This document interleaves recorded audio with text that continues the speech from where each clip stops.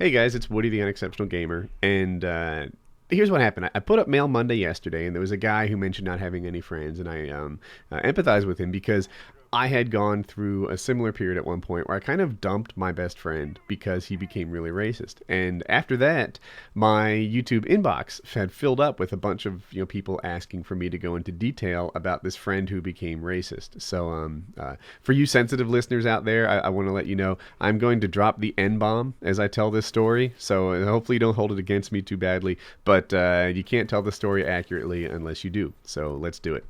Okay, so at 12 years old, I had moved from one section of the state to another, far enough that like nobody knew like anyone from where I was from, and I had to make a whole new set of friends. And I met a friend, and at first we were kind of enemies, and then that changed, and I made friends with, and we were 12 years old in seventh grade.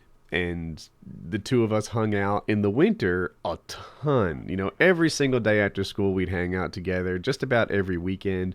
The only thing was in the summers. Now, when you live in Ocean City, New Jersey, the summers are almost a whole different thing. Because it's a resort town, new people flood in.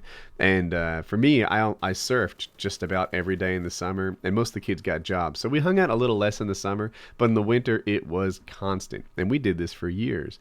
And sometime in high school, it seemed like racism crept into who he was. Now, it wasn't really overt. It wasn't like out there. It wasn't like, he was, I don't know, constantly saying bad things about black people, which is who he was most racist towards. It just seemed like it was under the surface a little bit. And I would like correct him, but I didn't like full on dump him over it because it just seemed, I don't know, like something that might be passing, and we've been friends for years, and it was just like, hey man, that's not cool, and that was all it really needed. But it seemed to be growing, and then friends in common, like it was more than just two of us. We'd have other friends we hung out with, and they kind of noticed it too. Well, there was one time he wasn't with me, and he was shopping at a convenience store called Wawa, which if you're in the U.S., that's a lot like 7-Eleven. It's the kind of convenience store that would be attached to a gas station nowadays, and he was, headed into line when a little 12-year-old butt in front of him. The 12-year-old was black, and my friend, who's not my friend anymore, so let me say, I think that what happened was the two of them were kind of headed into line almost simultaneously, and it wasn't 100% clear like who would be in front.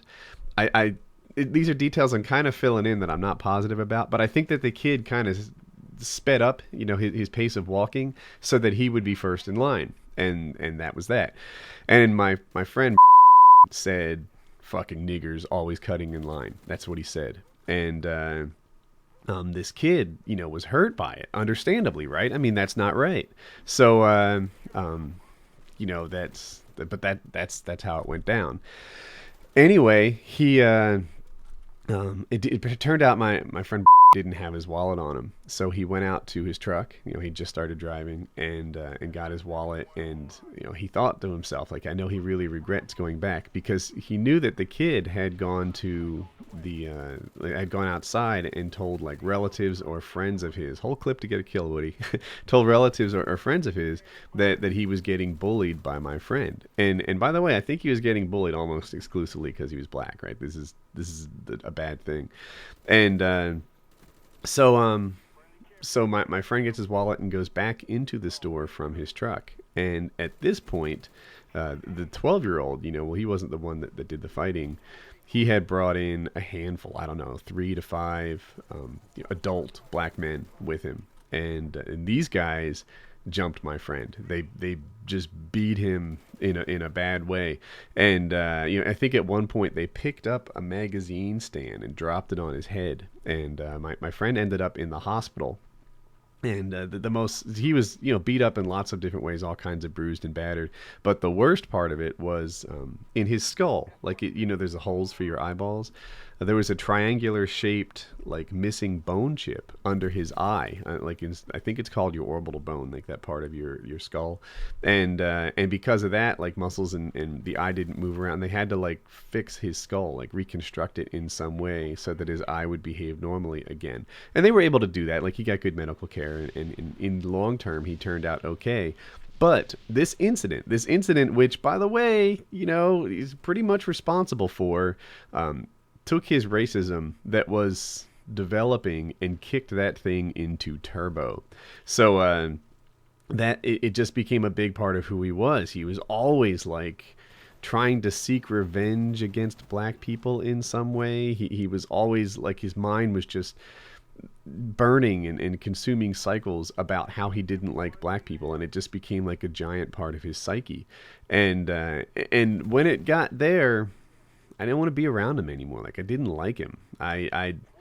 It's like, this guy was garbage, and that, kind of voluntarily is when I entered this like friendless period of high school, because I broke up with the guy that was really my best friend. And then there was kind of this like power struggle for our friends in common. Now and I aren't friends anymore because I want nothing to do with him. And the friends that we had in common, I didn't really win that power struggle. Like, they stayed friends with him and I was a bit alone for a while. And in the end, we managed to sort of coexist, without being friends anymore. But people asked for this story, and that's it. So I wonder, like, what would you have done? If you were in a similar position, would you have dropped him at the first hint of racism, which maybe in retrospect would have been the best thing I could have done? Would you have stuck by him and tried to cure him in some way? Would that have even worked? I don't know. And then there's a, I don't know if I want to give it away. The look at this hit detection, by the way. Come on, Black Ops. I think he's a cop now. And that's like one of the scariest parts of it. This guy who has serious problems with black people went on to become a police officer, and that's not a good profession for people with this particular issue. What? Is it possible to kill this guy? Oh, I wonder what the current version of him is like. I haven't talked to him for decades. I know that sometimes people who see the worst in humanity and have a hard time, disassociating that from the rest of everyone else. They think only cops are good people. That happens. Man, it takes a lot of bullets to get a kill in this game. So I wonder who he's become since then. I wonder if he's overcome this problem, if maybe he's worked with more black people and started to open his eyes, or if he's worked with just bad people and it's closed them. Who knows? Okay, and now for some videos that you may have missed. On the left is one of the best videos I've ever made. It's a musical effort. I worked together with Tryhard Ninja on it, and it discusses this Battlefield versus Call of Duty thing that's going on, and it's a song, and it's awesome, and you should see it, and you should like it.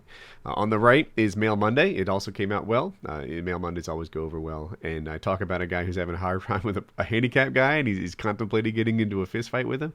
I help another guy who's contemplating suicide, and then finally a guy who's 23 and he's looking at this 17-year-old girl, and he wants to talk about that. So pretty good videos. I hope that you like them. If you like this video and you're new around here, click on the red box, subscribe to me, and have a nice day.